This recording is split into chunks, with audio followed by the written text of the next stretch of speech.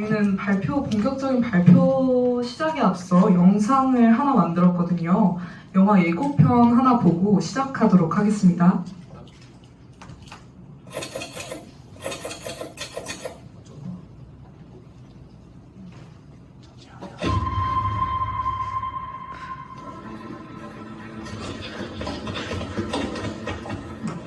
김진호지 맞으시죠? 10만 입금 드렸습니다. 다들 칩이랑 컴퓨터를 빨리 연결시키지. 네.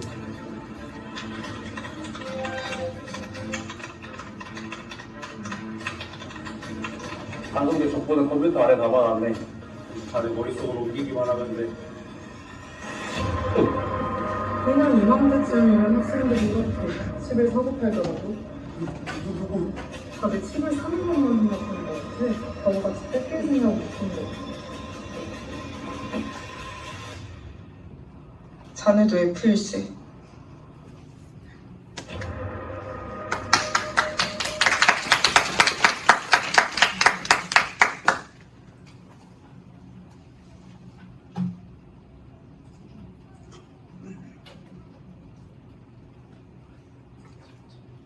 네, 영상을 보시면 알 수 있을 것처럼 제가 오늘 발표할 내용은 휴맨칩에 있습니다. 그럼 발표 시작하겠습니다. 우리 삶의 혁신을 불러올 기술 휴맨칩. 안녕하십니까? 발표를 진행할 에너자이저의 조장 김하연이라고 합니다. 오늘 여러분께 소개할 휴맨칩은 단순한 기술 그 이상의 의미를 가질 것이라고 확신합니다. 발표를 진행하기에 앞서 목차에 대해 설명드리도록 하겠습니다. 우선 휴맨칩의 정의에 대해 설명드린 뒤 휴맨칩의 목적, 과거의 마이크 쓸까요? 네. 과거의 사례 및 현황, 휴맨칩의 기능, 그리고 사회의 변화와 그에 대한 해결책 제시의 순서로 발표를 준비했습니다. 그럼 발표 시작하겠습니다. 우선 휴맨칩이란 무엇일까요? 저희가 생각하는 휴맨칩은 기존의 베리칩 기술을 기반으로 한 혁신적인 기술을 의미합니다. 현재 진행되고 있는 베리칩의 기술은 베리피케이션과 칩의 합성으로 사람의 몸에 손톱보다 작은 마이크로칩을 이식하여 신원이나 정보를 확인하는 용도로 사용되고 있습니다. 저희가 상상한 휴맨칩은 이보다 한 단계 나아가서 인간의 뇌와 컴퓨터를 연동하여 삶을 더욱더 편리하게 만드는 기술을 의미합니다. 저희 에너자이저가 휴맨칩을 심화 탐구하는 목적은 다음과 같습니다. 바로 인간의 삶의 질 향상에 있는데요. 인간의 삶을 미래 기술로 더욱더 편리하게 만들 수 있는 방법이 뭘까? 그것을 생각하다가 베리칩을 보고 사람의 몸에 넣는 칩에 여러 가지 기능을 추가한다면 인류가 AI를 뛰어넘을 수 있을 것이라고 생각했습니다. 언제 어디서든 개인의 신상, 금융, 생체, 의료 등 모든 정보의 확인이 가능하다면 우리의 삶의 질은 올라갈 것입니다. 이는 개인의 신상 정보는 물론이고 계좌 등의 금융거래 정보, 유전자와 같은 생체 정보, 질환 및 진료 정보도 확인할 수 있기 때문에 질병 치료에도 큰 도움이 될 수 있을 것이라고 생각합니다.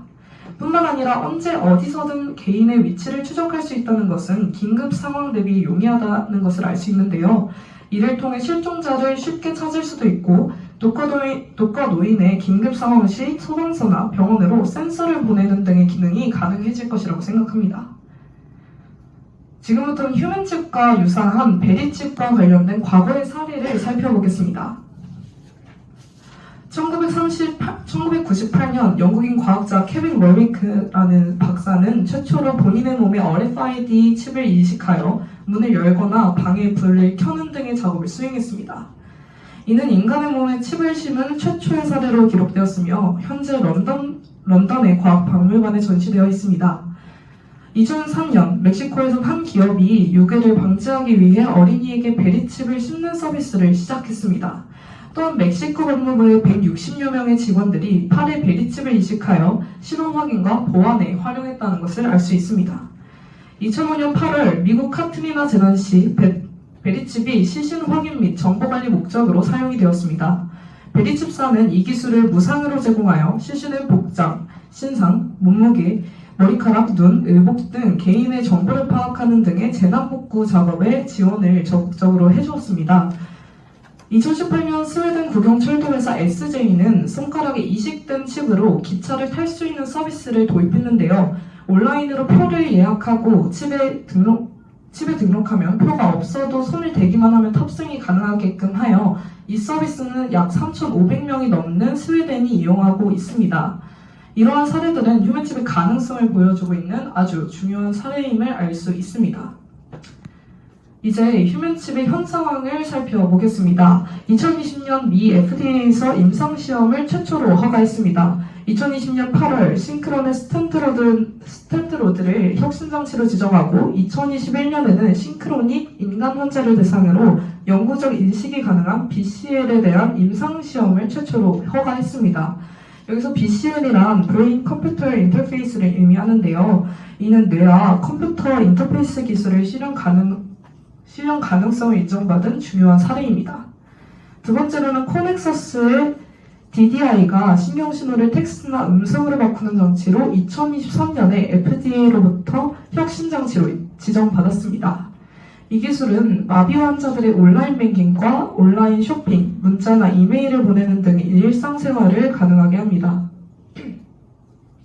이처럼 휴면칩의 임상시험 허가는 긍정적인 모습을 보이고 있고 올해 1월 28일 뉴럴링크는 칩 이식 시술을 성공했습니다.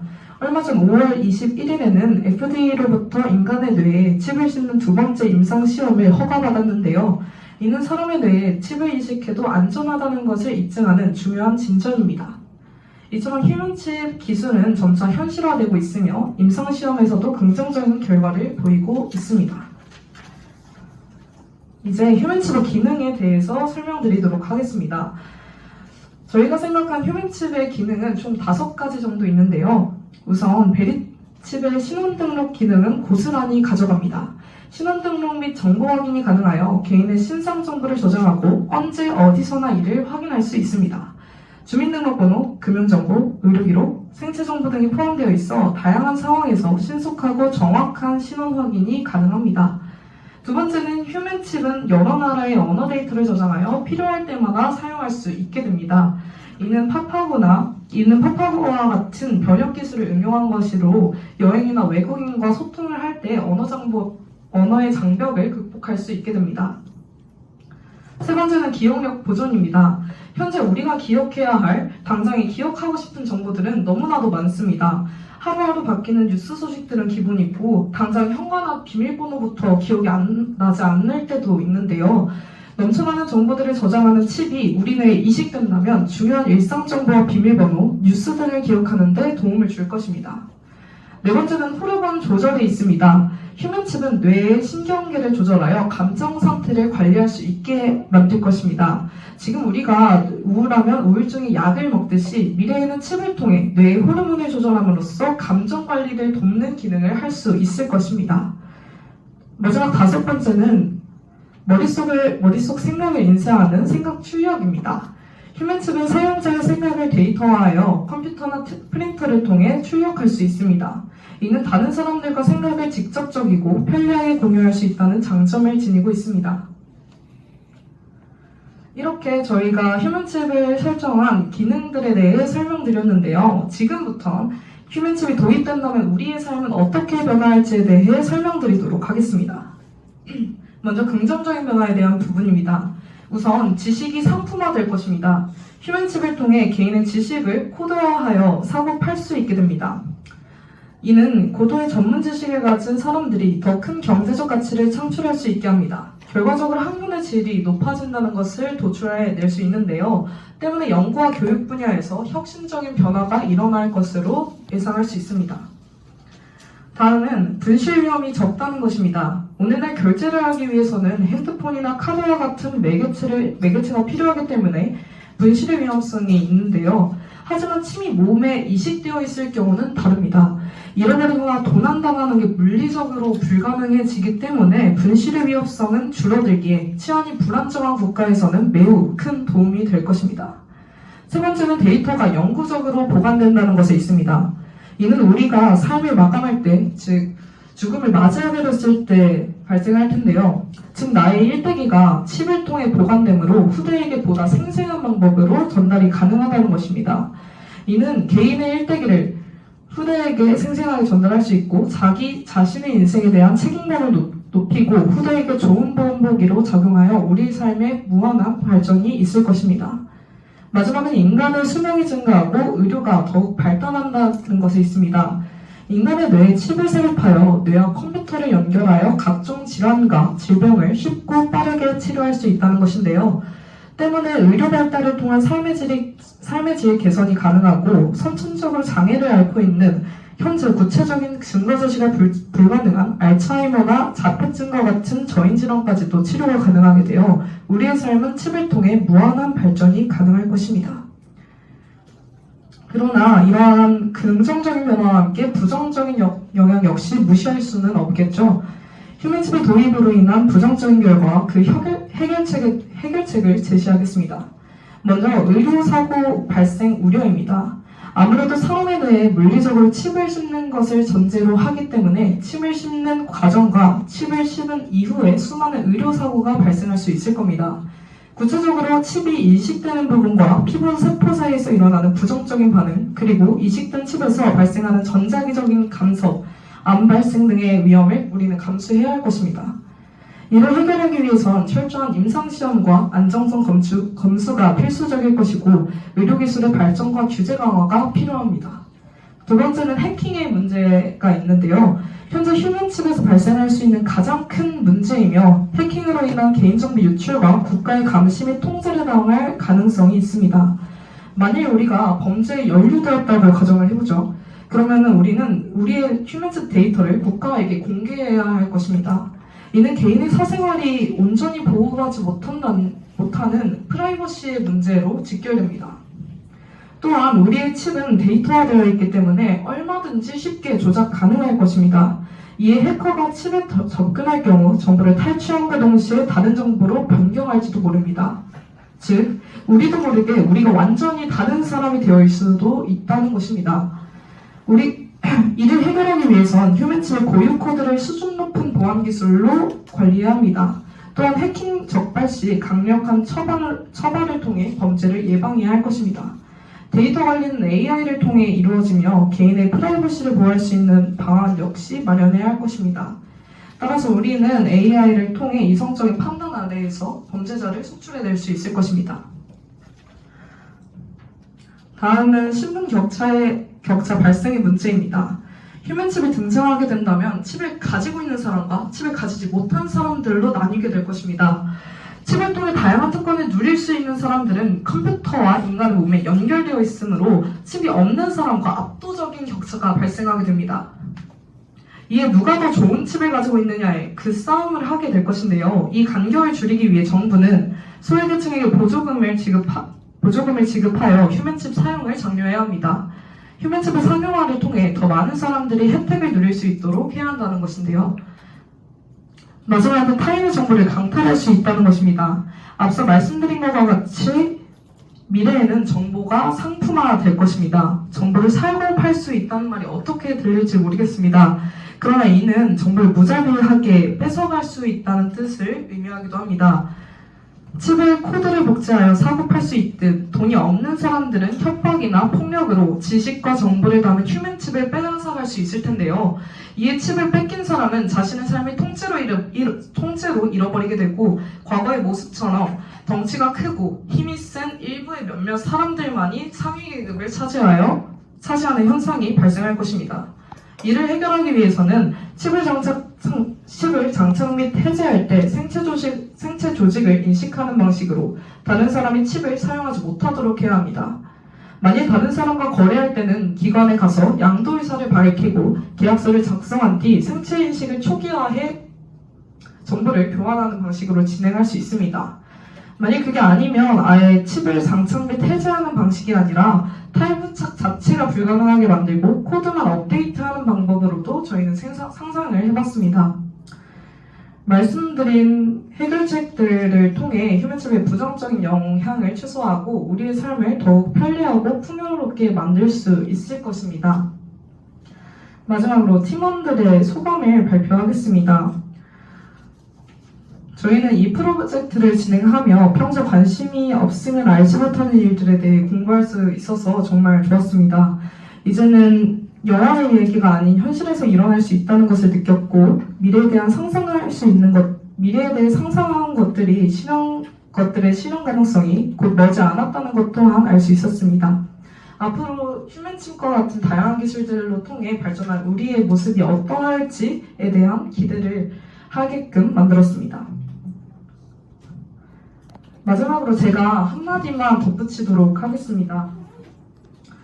아직은 양면의 칼날인 휴men칩이 우리를 가져올 긍정적인 변화와 부정적인 영향을 모두 이해한 뒤 우리는 더 나은 방향으로 기술을 발전시켜 나가야 할 것입니다. 휴men칩이 우리의 삶을 더 편리하고 풍요롭게 만들 수 있도록 지속적인 연구와 개발을 통해 비로소 안전하고 완전된 모습의 휴men칩이 완성되기를 바라며 이상 발표 마치도록 하겠습니다. 지금까지 김하연이었습니다. 감사합니다. 자, 여러분들, 오늘은 제가 3년 동안 되게 준비하고 기대하고 있는 날이었습니다. 저희는 오늘 혁신적인 제품을 소개를 할 건데요. 그 전에 여러 혁신이 있었어요. 그 혁신 하나가 세상을 많이 바꿔놨죠. 2007년엔 아이폰이 공개가 됐습니다. 아이폰의 공개로 많은 것들이 변했어요. 여러분들의 손에 다 하나씩 쥐고 있는 핸드폰. 이때 2007년이 시작이 되었죠.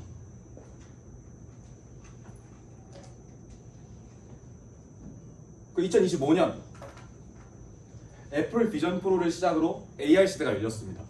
여러분들은 이제 누구나 길을 가면서 증강현실을 마주하고 가상현실을 마주할 수 있는 시대가 되었죠. 자, 그리고 2043년 일론 머스크가 화성을 보내는 것과 테슬라 성공을 이어서 뉴럴링크까지 성공시키면서 우리는 이제 컴퓨터를 가지고 다니는, 컴퓨터를 생각할 수 있는 시대에 왔어요. 자, 봅시다. 혁신이 계속 있었습니다. 혁신 과정에서 핸드폰이 있었고요, AR이 있었고요, 그 다음에 컴퓨터가 있었습니다. 우리는 오늘 이 자리에서 혁신적인 작품을 3개나 공개할 생각입니다. 첫 번째는 편안한 AR 기기입니다. 여러분들은 어찌 되었든 AR 기기를 쓰시고 다녀야 했는데 안경이 되었든 렌즈가 되었든 다 쓰고 다녔어야 했어요. 근데 이제 안 그러셔도 됩니다. 쓰지 않아도 AR을 사용할 수 있는 시대가 왔습니다. 뭔지 모르겠죠? 다음번에는 혁신적인 BCI 기술입니다.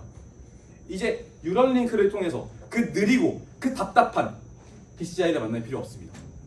이젠 혁신적인 이 BCI 기술 하나로, 이 혁신적인 내 컴퓨터 기술로 여러분들의 삶을 혁신시킬 수 있을 겁니다. 다음은 인간적인 AGI 기술입니다. 우리는 계속 인공지능을 만들면서 일반적인 인공지능을 만드는 걸 강조했어요. 그래서 AGI로 불렀죠. 일반적인 인공지능. 저희는 거기서 더 나아가서 일반적인 것을 넘어서 인간적인 그런 인공지능 기술을 개발했습니다. 자, 한번 보시죠. AGI 기술과 AI 기술과 BCI 기술, 이 3가지 기술이 있습니다. 근데 이 기술은 3가지가 아닙니다. 하나의 기술입니다.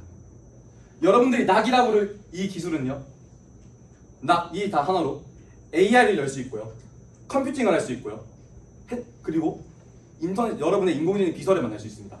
낙 하나로 여러분들의 인생이 변할 수 있습니다. 저희는 가지고 다니는 것들의 변화를 소개한 한성 유나이티드고요. 아까는 2070년에 허윤호를 보셨습니다. 자, 다시 정식으로 소개하겠습니다.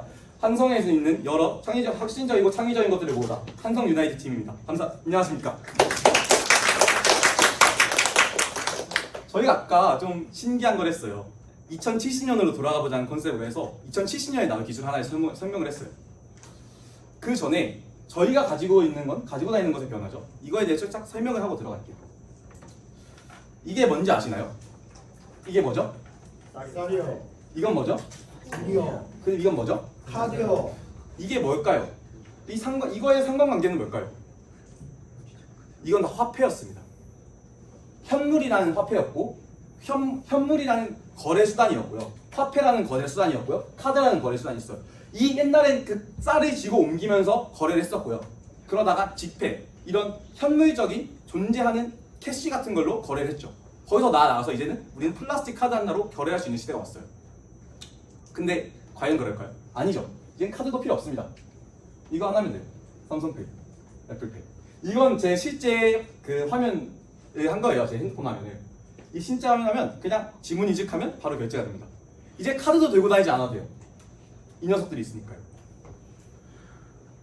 방금 제가 보여드릴 건 가지고 다녔고요. 가지고 다니고 있고요. 이것도 가지고 다니고 있는 거죠. 그럼 이제 가지고 다닐 것들에 대한 이야기 잠깐 해보도록 할게요. 우리가 핵심을 말할 때 변한다는 것이라는 얘기가 있어요. 이게 뭔 소리냐? 자, 여기서 이 시간을 넘어갈 때 어떤 혁신적인 게 있었을까요? 인쇄술이 발달했어요. 여기서 여기로 넘어갈 때 뭐가 있었죠? 정보화 기능 처리 기술이 발달이 됐어요. 혁신이 있었죠. 또 뭐 혁신이 있었어요? NFC를 비롯한 금융 핸드폰을 통한 결제 기술이 발명이 됐어요. 혁신이 존재했다는 겁니다. 그러면 우리가 앞으로 나아가기 위해서는, 변하기 위해서는 우리가 가지고 다닐 것들은 핵심적인 변하는 혁신적인 무언가 있을 거라는 것이죠. 동의하시나요? 네. 네. 자, 제가 21세기의 최고의 혁신은 스마트폰을 뽑을 수 있을 것 같아요. 가장 큰 근거는 뭐냐면 여러분들이에요. 내가 핸드폰 안 들고 다닌다? 없죠? 다 들고 다녀요. 근데 정확하게 말하면 21세기 최고의 혁신은 애플이라 생각해요. 이 바형 스마트폰 모델을 만들어서 보급하는 시작은 애플이었으니까요. 제가 아까 한 발표 뭔가 익숙하셨을 분도 계실 거예요. 그대로 따라했어요. 스타일도 따라했고 그대로 따라했어요. 왜? 혁신의 21세기 혁신 시작이라 생각을 해서 저희가 21세기 혁신을 미래에서 좀 2070년대에서 혁신을 가져가는 사람이라는 생각을 가지고 그런 테마를 갖고 한번 해봤어요. 그리고 잠깐 그걸 다시 빙의를 해볼까 합니다.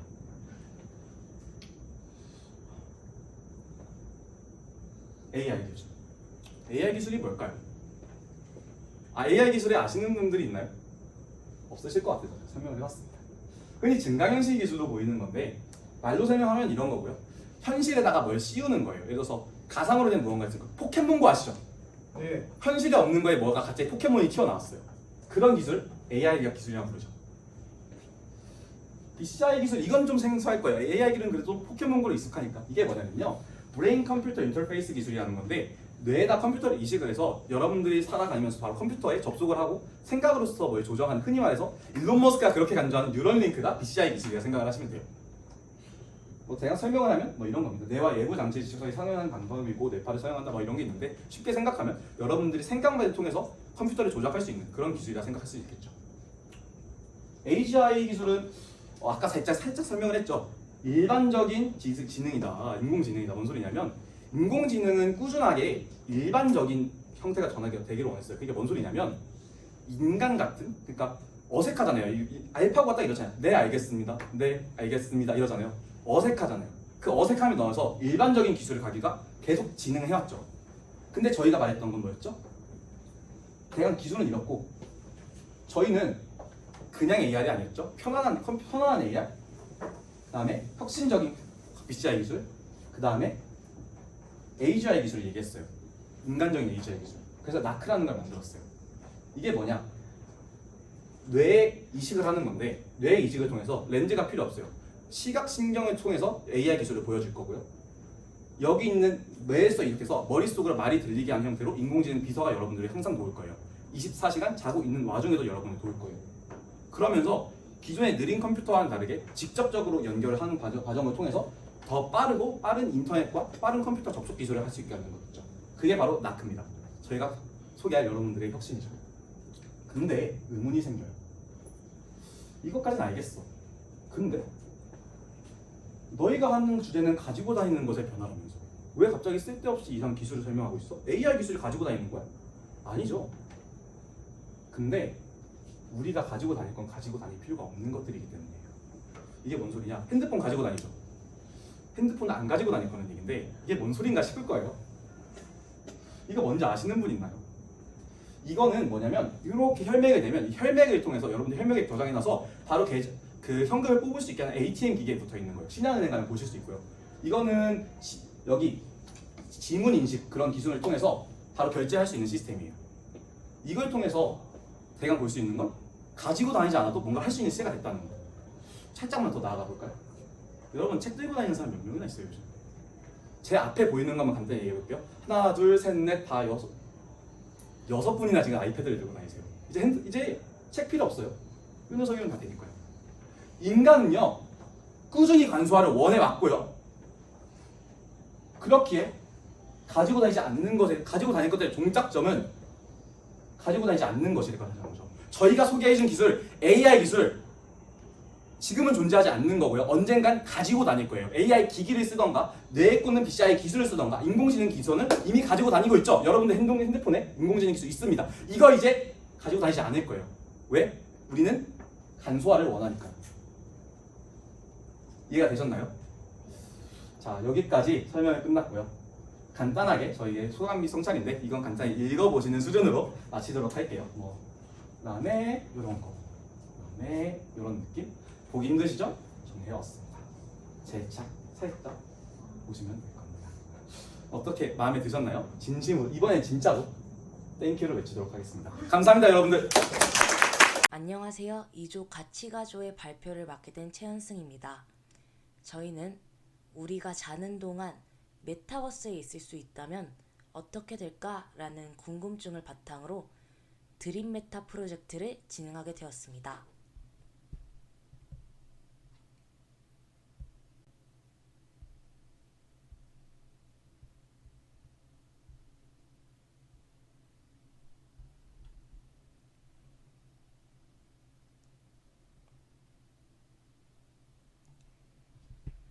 저희 조의 프로젝트 진행 현황입니다. 저희 조의 프로젝트 진행 현황입니다. 대면 수업에서 대주제 선정 및 인터뷰 진행을 했고 마인드맵을 작성하면서 메타버스에 관련된 정보,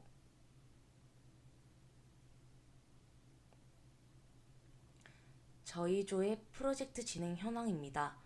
대면 수업에서 대주제 선정 및 인터뷰 진행을 했고 마인드맵을 작성하면서 메타버스에 관련된 정보, 즉 소재를 모았습니다. 그리고 메신저 회의를 통해서 결과물 제작 방식을 상의했고 이를 바탕으로 역할 분담을 진행하여 전체적인 스토리의 큰 흐름을 상의했습니다. 그 이후 대면 수업에서 스토리를 구체화하였고 이후 일주일 동안 영상물 제작에 집중하였습니다. 저희 조의 프로젝트를 설명해 드리도록 하겠습니다.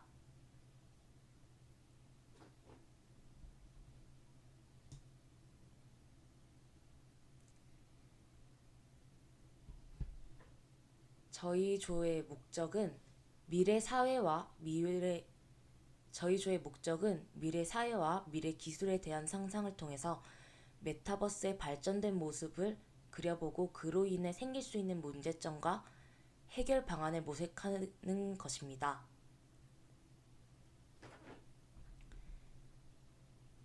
지금 우리가 사용하고 있는 메타버스와 조금 다르게 접근하여 의식이 없는 상태에서 메타버스 안으로 들어간 우리의 모습이 궁금해져 해당 프로젝트를 기획하게 되었고 작업한 영상물을 사람들에게 보여줌으로써 메타버스에 대한 사람들의 관심들을 높이고 메타버스를 잘 모르는 사람들에게도 메타버스에 대한 접근성을 높여줄 것이라는 예상을 했습니다. 실행 계획입니다. 5명으로 구성된 팀이 일주일 동안 자료조사와 스토리 구상을 하고 일주일 동안 영상물과 소개, PPT를 만들어 프로젝트를 완성한다는 계획을 세웠습니다. 영상 편집의 경험이 없기 때문에 영상물을 제작하는 과정에서 어려움이 예상되고 팀원 모두 각자 일정이 다르기 때문에 메신저로 회의를 진행해야 한다는 장애물이 있었지만 유튜브를 통한 편집 툴 활용법 배우기, 각자 회의 가능한 시간을 공유하고 모두가 가능한 시간에 회의를 진행하기 등으로 해결책을 마련했습니다. 상상 시작하기 단계에서는 드라마, 영화, 소설 등 분야를 가리지 않고 각자 좋아하는 장르를 공유했습니다. 그 결과 우리 팀은 코미디와 로맨스, 일상물, 그리고 SF 등의 장르를 선호한다는 것을 알게 되었습니다. 이 과정에서 가상현실을 소재로 한 영화 매트릭스에 대해서 이야기가 나왔고 가상현실에 대해서 더 이야기를 하였습니다. 현재 과학의 발전으로 많이 활용되고 있는 메타버스라는 가상세계가 있고 이 세계로 들어가기 위해서는 잠을 자야 한다는 설정은 어떨까? 팀원들끼리 이야기하였습니다. 그래서 저희의 주제는 우리가 자는 동안 메타버스에 있을 수 있다면 으로 정해지게 되었습니다.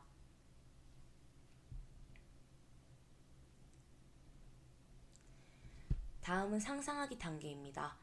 이 단계에서 저희는 인터뷰를 진행했고 저희의 페르소나는 한성인이라는 20살 대학생입니다. 저희는 총 4개의 질문을 했습니다. 첫 번째 질문으로 꿈속 메타버스 세계에 들어간다면 가장 먼저 하고 싶은 일은 무엇인지 물었고 답변으로는 자신을 원하는 외형으로 꾸미고 바쁜 일상 속에 즐기지 못했던 취미 생활을 즐기거나 현실 생활에서는 경험하기 힘든 서핑 같은 경험을 쌓고 싶다고 들었습니다. 또한 메타버스 세계에서도 일을 하여 돈을 더 벌고 싶다는 이야기도 들었습니다. 두 번째 질문으로 메타버스 안에서 특별한 능력을 얻을 수 있다면 무슨 능력을 얻고 싶은지 물었고 답변으로 순간이동, 공중부양, 염력, 원하는 물건 생성하기 등의 능력이 있었습니다. 세 번째 질문은 메타버스 안에서는 어떤 법, 즉 어떤 시스템이 있을지 물어보았고 신상을 명확히 드러내야 하는 법, 신상 도용에 대한 대응 정책, 타인을 위해하지 못하도록 하는 시스템 설정, 가상화폐 관련법 등을 답변해 주었습니다. 다음은 상상 실행하기 단계입니다. 이 단계에서는 인터뷰 내용을 소재로 하여 결과물 형식으로 영상물을 제작하기로 하였고 회의를 통해서 영상 스토리를 구상하였습니다. 구성된 스토리를 바탕으로 역할 분담을 나눴고 영상물 제작을 위한 스케치보드를 만들었습니다. 저희 영상 스토리의 전체적 흐름입니다. 이렇게 스토리 구상이 있고 상상 실행하기 단계에서 만든 결과물을 보여드리도록 하겠습니다.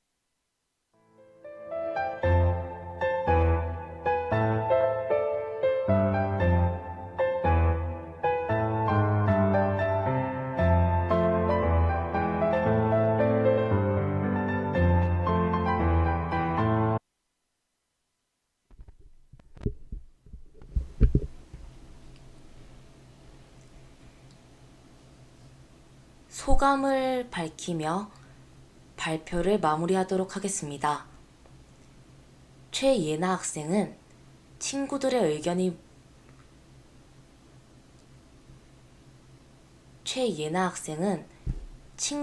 의견을 모아 프로젝트를 진행하니 생각하지 못한 정말 좋은 아이디어가 많이 나와 상상하는 과정이 어렵지 않고 즐거웠다고 합니다. 그리고 저는 한성 이마기나스 수업을 하기 전에는 상상을 할 기회도 여유도 없었는데 남들에게 말하면 허무맹랑하다고 할지 몰라 혼자만 생각하던 것을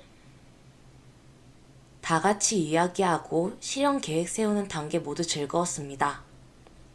김가빈 학생은 평소에 특별한 상상력을 지니고 살거나 창의력에서 돋보이는 재주가 있었던 게 아니라 수업에 참여하기에 어려움을 겪을 거라 생각했는데 좋은 조언들을 만나 편하게 임했던 것 같다고 하고, 김나래 학생은 새로운 다른 과 친구들과 함께 상상하기 프로젝트를 진행해보니 확실히 혼자 하는 작은 상상들보다 훨씬 커다란 상상이 만들어져 훨씬 재미있었고 수업 과정 자체가 즐거웠다고 합니다.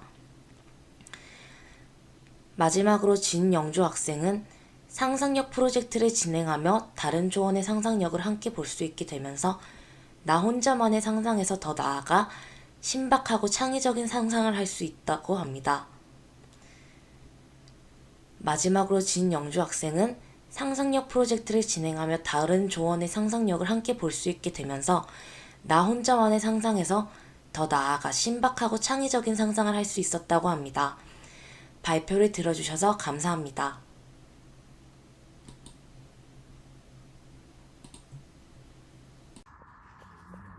네, 한성 이마기나스 A+U에서 VR 팝업 스토어를 주제로 발표를 맡게 된 류찬이라고 합니다.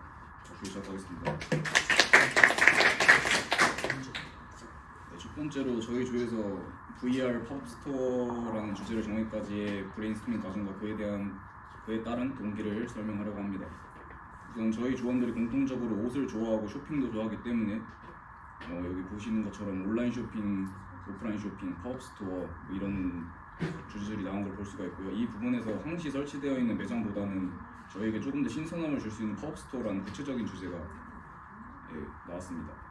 또한 AI나 VR, 메타버스 같은 미래 기술과 관련된 공통된 관심사도 있는 것을 확인하실 수가 있는데, 이 점에서 팝업 스토어의 신선함과 순기능에 집중하기보다는 역기능에 집중하여 이를 개선하여 저희가 팝업 스토어를 방문했을 때 조금 더 좋은 경험을 할 수 있도록 하는 방안을 생각했습니다.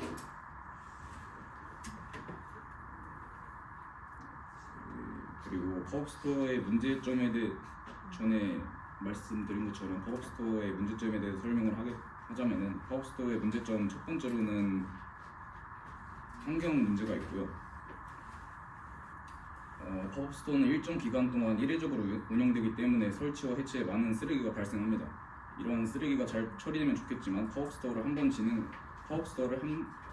한 번을 진행하기 위해 만들어진 쓰레기는 최대 몇 톤에 달하고, 이 쓰레기의 종류는 뒤죽박죽 섞여 분류가 되지 않고 버려지기 때문에 재활용이 힘들다는 문제가 또 있습니다. 다음으로 두 번째 문제점으로는 공간의 제약이 있는데요. 간단하게는 일단 직접 가야 되기 때문에 많은 시간과 비용이 든다는 문제, 또 팝업 스토어는 한두 달만 운영되므로 보증금 없이 계약을 하기 때문에 상대 임대차법의 보호를 받지 못합니다. 이로 인해 일반 상가 임대료의 2배에서 3배 정도의 비싼 임대료가 발생하고, 그렇기 때문에 오프라인에서 고객과 소통하고 성장 기회를 마련하고자 했던 소규모 기업들은 엄두도 내지 못한다는 문제가 있습니다. 이러한 문제점들을 해결하기 위해 아까 나왔던 미래 기술에 조금 더 집중을 하여서 미래 기술 중에서도 가상현실, 즉 VR을 이용하여 해결할 수 있는 문제점이라고 생각해 가상현실을 이용하여 팝업 스토어를 구현하는 방식으로 프로젝트를 진행하기로 결정을 했습니다.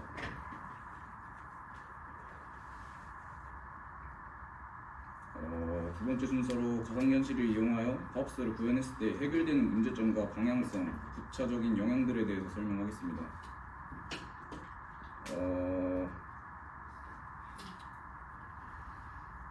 일단 아까 설명드린 문제점 모두 기존 팝업 스토어는 실제로 공간을 이용하여서 설치해야 되는 과정에서 생기는 문제점들이기 때문에 가상 현실을 이용하여 가상의 공간에 팝업 스토어를 설치함으로써 모두 해결될 것이라고 생각을 했고요.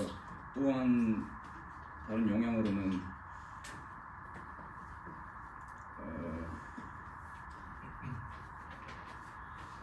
새로운 체험, 이제 여러분들이 독특한 것을 좋아하기 때문에 조금 더 기존의 공간을 이용해서 가는 팝업 스토어를 말고 VR 공간을 이용하여 팝업 스토어를 구현한다면 새로운 가상 현실 체험이 될 것이기 때문에 조금 더 재미있는 경험이 되지 않을까 생각을 합니다. 또한 가상 현실로 팝업 스토어를 구현할 수 있는 디지털 디자이너들의 입지가 더 커지고 VR 기기를 체험할 수 있는 VR 룸이나 VR 기기 대여 서비스 같은 새로운 사업 아이템들도 생길 것입니다. 하지만 이로 인해서 또 어쨌든 VR 기기가 있어야 팝업 스토어를 참여할 수 있는 점이기 때문에 VR 기기가 없는 사람들에 대한 정보 격차로 인한 양극화가 심해질 것이고 정보 격차가 일어나는 범위가 광범위해지는 문제도 생길 것이라고 생각을 했습니다. 이거는 저희가 이제 VR 팝업 스토어를 만들면서 실행하기 위해 세웠던 계획이고요. 기존 팝업 스토어의 아까 문제점을 집중해서 봤듯이 그거를 보완하는 시스템을 상상하고 그것을 어떻게 해결할 것인지, 어떤 기술을 이용하여 해결할 것인지 생각을 하고 그거를 기반으로 해서 가상의 팝업 스토어를 실제로 구현하고 또 그 가상의 팝업 스토어를 실제로 구현했을 때 추가적으로 어떤 영향이 있을지, 또 그것의 단점은 무엇인지, 그 단점을 어떻게 개선할 수 있는지 그런 방향성에 대해서 알아봤습니다. 저희가 구현물을 만들 때 예상되는 장애물을 다음으로는 생각했는데요. 일단 구현 방식에서 그림으로 그리자기에는 조금 그리기도 어렵고 뭔가 시각적 충격이 다가올지는 않을 것 같아서 좀 어려움이 있을 거라 생각했고요. 실물은 당연히 가상의 현실에서 구현하는 것이기 때문에 안 될 것이라고 생각을 했고, 영상이나 글 같은 경우에도 그런 방식으로는 구현하기 어려울 것이라고 생각을 해서 3D 프로그램을 이용하여 VR과 유사한 환경을 만들어서 시각적 충격도 줌과 동시에 VR 팝업 스토어를 더 생생하게 느낄 수 있도록 구현을 했습니다. 다음으로 구현물 제작 과정과 결과물에 대해서 소개를 할 텐데요. 여기 보시는 것처럼 아까 3D 맥스라는 프로그램을 이용하여 만들었습니다. 이건 만드는 과정이고요. 이게 최종 구현물의 모습입니다.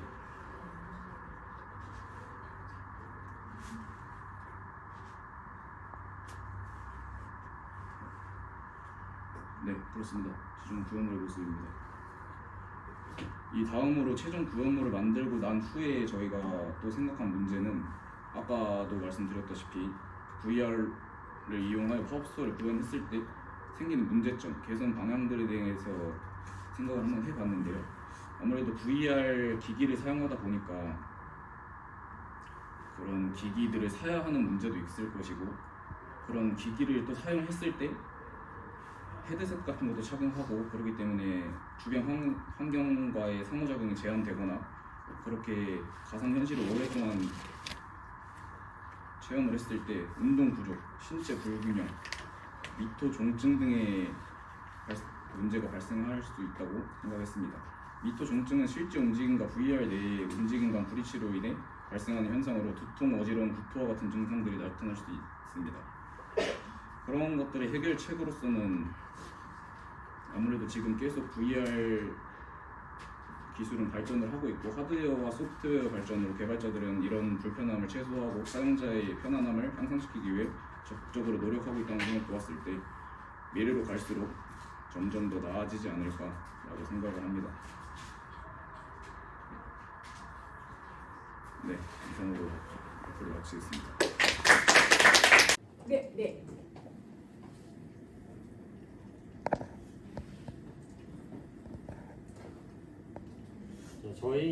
우리가 최고조 4조의 은태원이라고 합니다.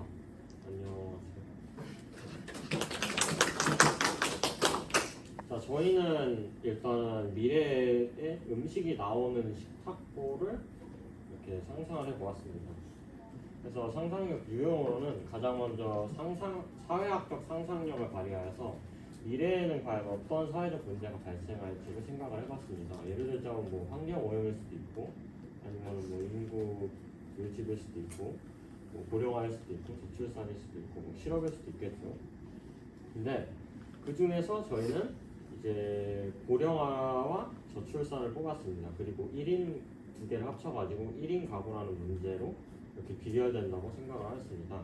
그래서 이 문제를 해결하기 위해서 미래기술적 상상력을 발휘해가지고 어떤 기술이 있으면은 이 1인 가구로 인한 문제를 해결할 수 있을까를 생각을 해보았고, 이렇게 생각해본 것을 과학적 상상력을 바탕으로 구체화시켜 본 다음에 추가로 이렇게 구체화시켜 놓고 보니까 여기에는 또 예술적 상상력이 가미될 수 있다는 사실을 알게 되었습니다. 그래서 일단은 미래에 발생할 사회적 문제로는 고령화와 1인 가구가 있습니다. 이제 기대 수명은 계속 증가하고 있는데 저출산은 계속 심화되고 있죠. 그래서 이게 완화된다고 해도 그래도 일단은 한계가 있을 거고 1인 가구는 늘어날 수밖에 없다고 저희가 전망을 했습니다. 그렇기 때문에 미래에는 1인 가구나 2인 가구가 크게 증가할 것으로 예측이 되는데, 그러면은 이 1인 가구와 2인 가구의 문제라고 하면은 다양한 것들이 있겠지만 그 중에서 영양이 가장 큰 문제라고 생각을 했습니다. 이제 아무래도 1인 가구나 2인 가구면은 요리를 직접 해먹기가 쉽지 않은데, 이것 때문에 이제 사람들이 배달 음식과 패스트푸드를 많이 섭취하고 이로 인해서 비만이나 영양 부족과 같은 문제가 발생을 하기 때문에 이런 것들을 해결할 수 있는 방안을 조원들과 상상하며 나누었습니다. 그래서 현실적으로 1인 가구와 2인 가구가 진짜 뭐 조리를 해먹기는 쉽지 않습니다. 왜냐하면 요리를 해가지고 진짜 맛이 있으려면 좀 많이 해봐야 되고 배우기도 해야 될 텐데, 혼자 먹거나 아니면 둘이서 먹기 위해서 이렇게 뭔가 요리를 공부하거나 이런다는 게 쉽지 않다는 생각이 들었습니다. 그래가지고 이런 1인 가구와 2인 가구가 요리를 조리하는 데 있어서 발생하는 다양한 불편한 점을 해소하면서 동시에 균형 잡힌 식사를 제공할 수 있는 방안을 상상해 보았는데, 그게 바로 이제 음식이 나오는 식탁보입니다. 이제 이거 같은 경우에는 사실 조리를 저희가 하지 않아도 되고 따라서 조리 시간도 크게 감소가 될 뿐더러 저희가 조리를 하지 않아도 됩니다.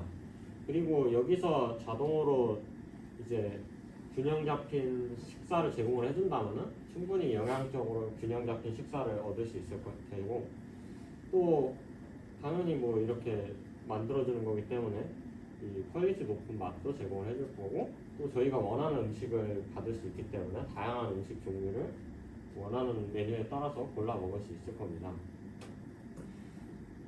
그래서 이게 효과로는 이런 게 있다는 거죠. 근데 사실 뭐 식탁보에서 음식이 짜잘하고 나타난다는 게 사실은 현실적으로 불가능한 일이라고 생각을 하실 겁니다. 그래가지고 이제 유사한 미래 기술을 찾아봤는데 그 중에서 음식 3D 프린터가 있습니다. 이제 음식 3D 프린터는 쉽게 말해서 3D 프린터인데 3D 프린터가 음식을 출력해주는 것입니다. 그래서 현재는 지금 치즈나 크림 같이 약간 이런 재료만을 완전하게 구현해가지고 치즈케이크 이 정도밖에 못 만들지만 미래에는 식물성, 동물성 식품들도 충분히 출력할 수 있을 거라고 다들 전망하고 있습니다. 그래서 아이디어를 구체화해봤습니다. 마치 지금 얼마 전에 이제 갑자기 모든 가구에 에어프라이어라는 이제 조리 도구가 또 자리를 잡았습니다. 이게 상당히 편하기도 하고 좀 생각보다 뭐 기존의 전자레인지나 오븐이 차지하고 있던 그 시장을 그냥 되게 거부감 없이 잘 찾아왔는데, 이런 것처럼 이제 미래에서는 이 집집마다 음식 3D 프린터를 설치해가지고 여기에서 원하는 음식을 뽑아서 먹을 것이라고 생각이 됩니다. 그리고 이것을 뽑아 먹는다고 하면은 사실 뭐 기기에서 조작을 할 수도 있겠지만 핸드폰 어플과 연동을 해가지고 인터넷에서 받아온 이런 음식 파일들을 이제 이 3D 프린터로 전송을 해가지고 그거를 출력해서 먹는다는 것을 먹는 형태로 구현이 될 거라고 생각을 하였습니다. 그래서 예상 결과물을 이거 모델링 조금 해왔는데 일단 자세히 보시면은 저기 필라멘트라고 해서 재료가 나오는 선이 6가지가 있습니다. 이게 사실 뭐 보통 뭐 예를 들어 고기가 나왔던 요 같은 관으로 뭐 다른 뭐 채소가 나온다던가 하면은 사실 뭔가 맛에 있어서 차이가 생길 수 있습니다. 그래가지고 이제 6개를 통해서 각기 다른 이 재료를 각 전용 통로를 통해서 들어오도록 이렇게 설계를 해놓았고요.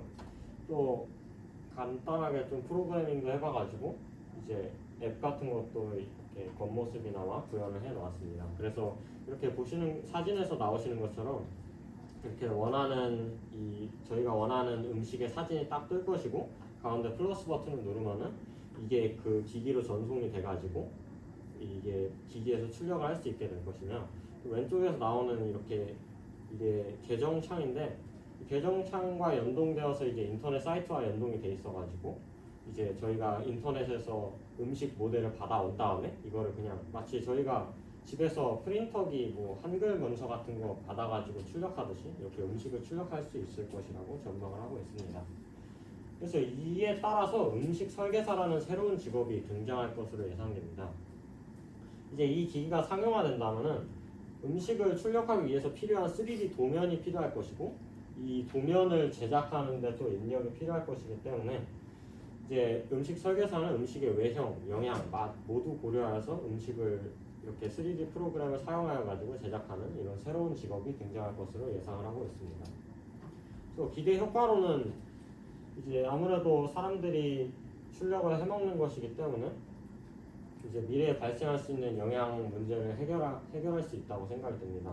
그러니까 저희가 급식을 사실 매일 먹고 산다면은 절대 뭐 비만이나 이런 게 걸릴 확률이 없는데 이런 것처럼 이제 음식 설계사가 설계를 해놓은 식단을 먹는다면 저희는 미래에는 이런 비만 같은 문제를 해결할 수 있을 것이라고 생각을 합니다. 그리고 또 사실 저희가 이 아까 보여주신 어플리케이션을 통해서 매일 얼마나 양을 먹었고 또 얼마나 잔반이 생겼는지를 저희가 약간 데이터 사용량 측정하듯이 이렇게 체크를 함으로써 이제 이 버려지는 잔반을 줄여가지고 이제 미래의 환경 문제 해결에도 도움을 줄 수 있고 또 이제 뭐 돈이 좀 없다고 하더라도 그냥 미래에는 인터넷에서 도면만 다운로드 받아가지고 출력을 하면 되니까 질 높은 식사에 접근하기 용이해진다는 장점이 있습니다. 하지만 아쉬운 점이라고 하면은 아무래도 이런 환경을 구축하는 데 있어서 초기 투자 비용이 많이 발생할 것이라고 생각이 듭니다. 그래서 이제 장애물 같은 경우에는 저희는 이제 조금 소극적이었어가지고 아이디어를 내는데 조금 어려움이 있었는데 시간을 갖고 의견을 나누면서 아이디어를 공유하다 보니까 좀 괜찮은 아이디어가 나와가지고 좀 잘 됐던 것 같습니다. 감사합니다. 네.